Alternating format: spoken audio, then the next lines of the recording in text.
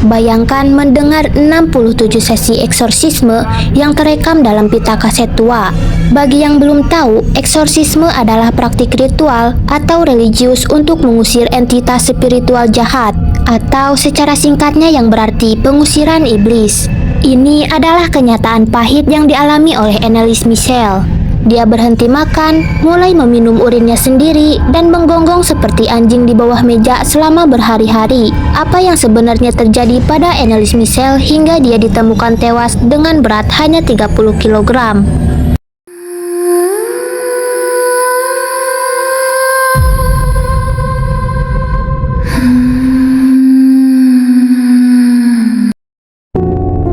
Kasus ini sering disebut sebagai salah satu kasus kerasukan paling terkenal di dunia. Seorang mahasiswi asal Jerman meninggal dunia setelah menjalani puluhan kali ritual eksorsisme. Kasusnya memicu perdebatan besar karena dokter menyebutnya sebagai kasus medis serius, sementara pihak gereja meyakini bahwa ini adalah kasus kerasukan. Kisah ini bahkan diangkat ke dalam film berjudul The Exorcism of Emily Rose yang terinspirasi dari peristiwa nyata bernama Anneliese Michel.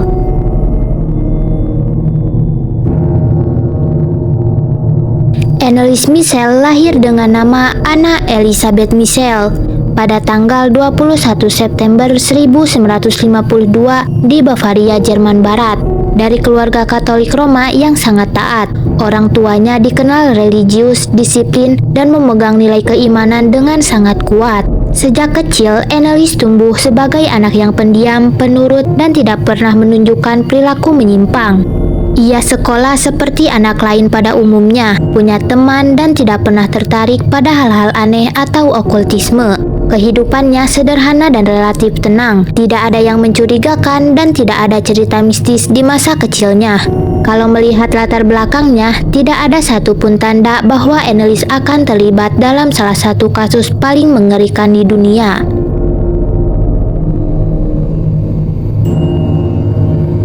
Perubahan pertama mulai terjadi saat Anneliese berusia sekitar 16 tahun. Ia mengalami kejang hebat secara tiba-tiba. Tubuhnya kaku, kesadarannya hilang, dan kejadian ini terus berulang. Orang tuanya tentu panik dan segera membawanya ke dokter.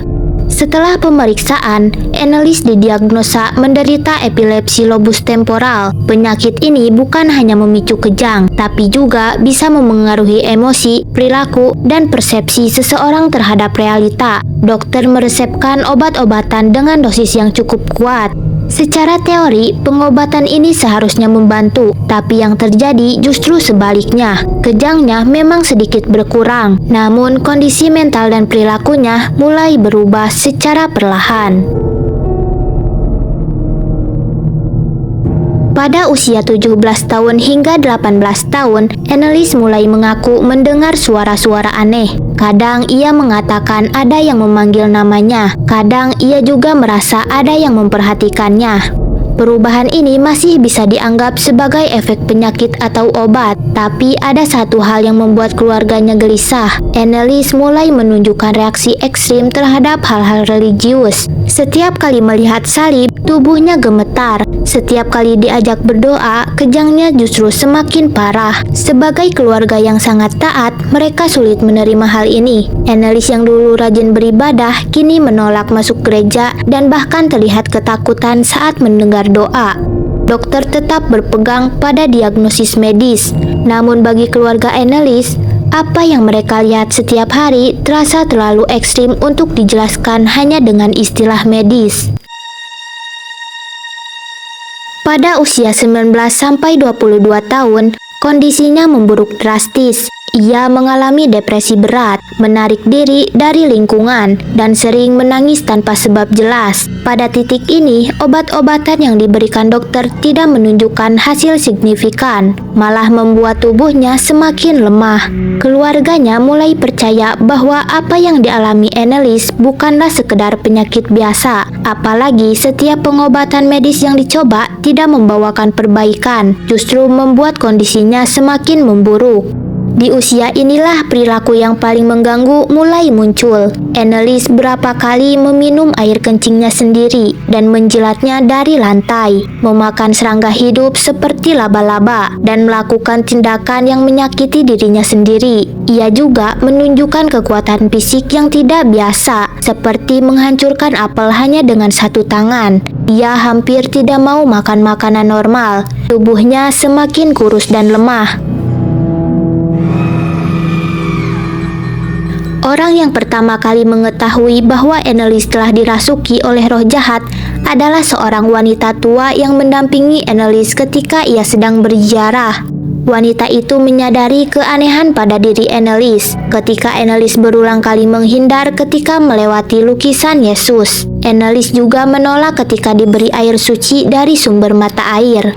Wanita itu juga mengatakan bahwa ia merasakan aura berbeda ketika berada di dekat Annelies. Seorang dukun dari kota terdekat memeriksa Annelies. Ia menyimpulkan bahwa dia memang telah dirasuki oleh roh jahat.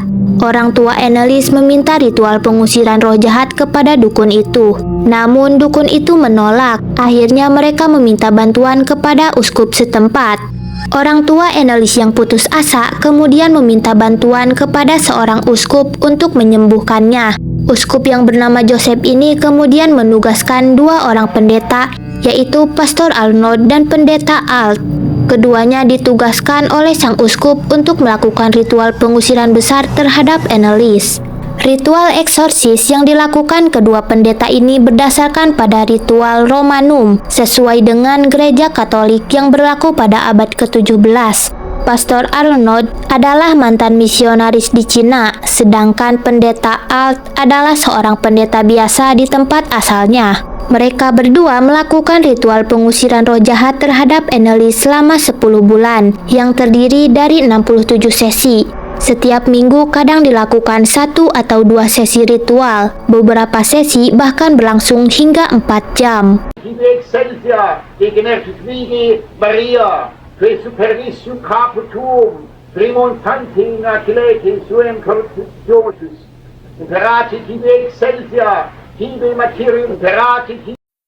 Menurut The Washington Post, Annelies mulai melihat sosok setan pada setiap orang yang dilihatnya.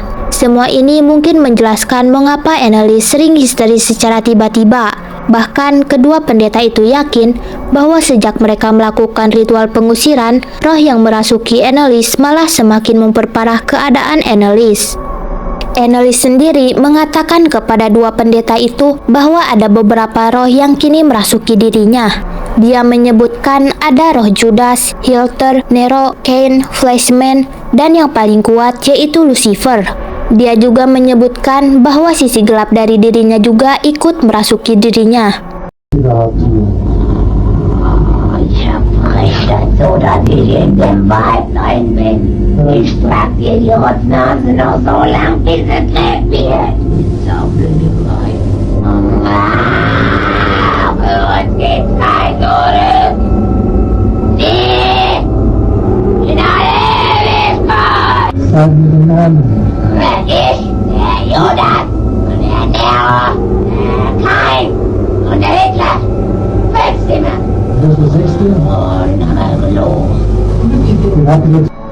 Annelies telah menjalani 67 sesi ritual pengusiran roh jahat selama 10 bulan. Selama itu pula, Annelies Michelle mengalami sejumlah kerusakan pada bagian tubuhnya. Ligamen di lututnya telah pecah, kakinya juga mengalami kelumpuhan.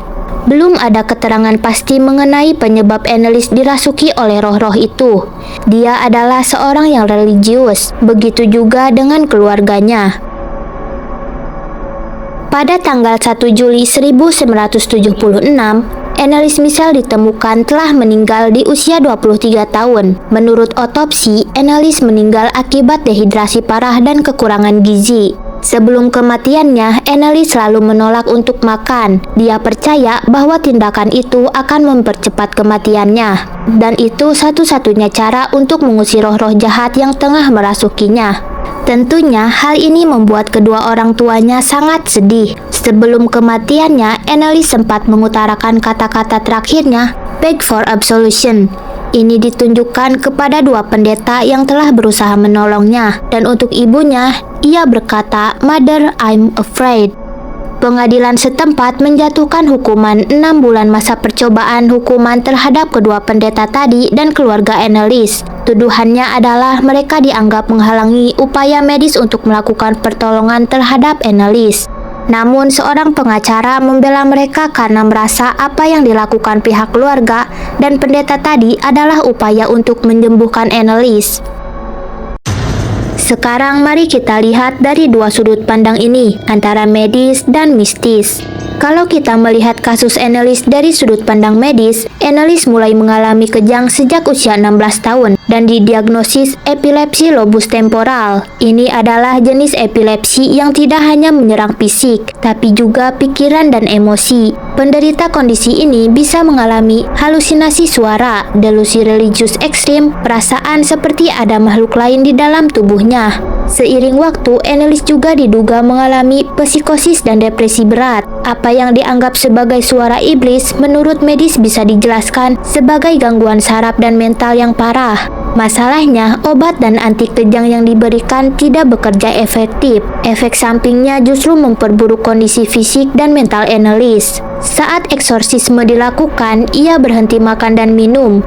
Tubuhnya melemah drastis dan pada akhirnya Anneliese meninggal dunia karena dehidrasi dan malnutrisi akut. Jadi menurut medis, Anneliese bukan kerasukan, melainkan korban penyakit yang salah penanganan.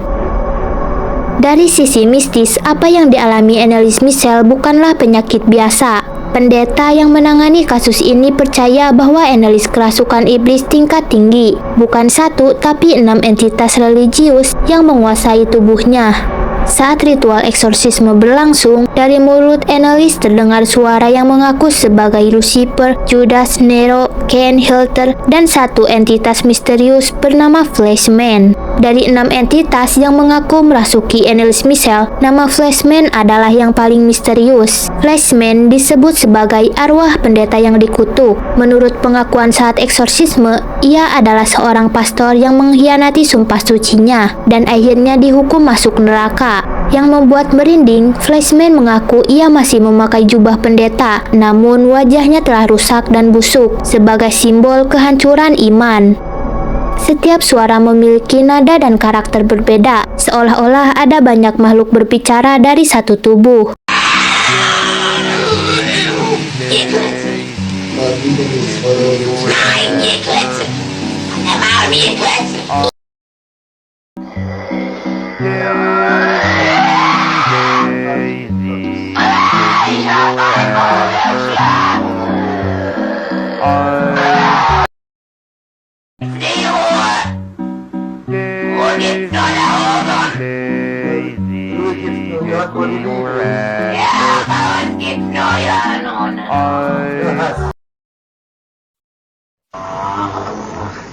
Die müssen in eigenen Seminaren ausgebildet werden, die dürfen nicht auf die anderen Universitäten. Kapiert? Klar.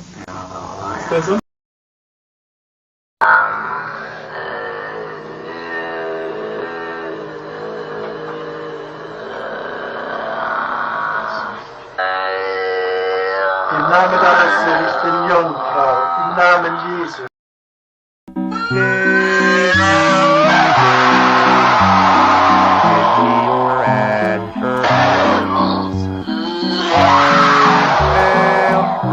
Anneliese menunjukkan hal-hal yang dianggap tidak manusiawi, membungkuk ekstrim selama berjam-jam, menggerang seperti binatang, dan menghancurkan rosario dengan kekuatan tak wajar. Ia juga menolak benda-benda suci. Setiap kali salib atau air suci didekatkan, tubuhnya langsung kejang dan menjerit. Anneliese sendiri mengaku, "Aku menderita untuk menebus dosa manusia."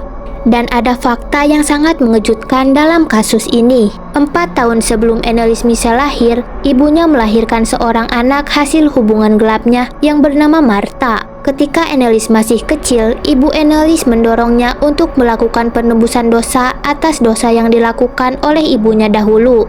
Pendeta yakin ini adalah sebab utama Anneliese dirasuki oleh roh-roh itu. Ini seharusnya tidak terjadi. Ini adalah pengorbanan seorang anak kepada ibunya, kata pendeta Alt. Dan apakah yang Annelies maksud adalah dosa sang ibu? Kematian Annelies Michel menyisakan satu pertanyaan besar yang tidak akan pernah terjawab secara pasti. Apakah ia korban dari penyakit mental yang gagal tertangani? Ataukah ia benar-benar martir dalam sebuah pertempuran spiritual yang nyata? Dunia hukum telah memberikan vonisnya, namun keyakinan orang-orang tetap terbelah hingga hari ini. Kalau menurut kalian sendiri, apakah ini murni kelalaian medis atau ada kekuatan gelap yang memang bekerja di sana? Tulis teori kalian di kolom komentar.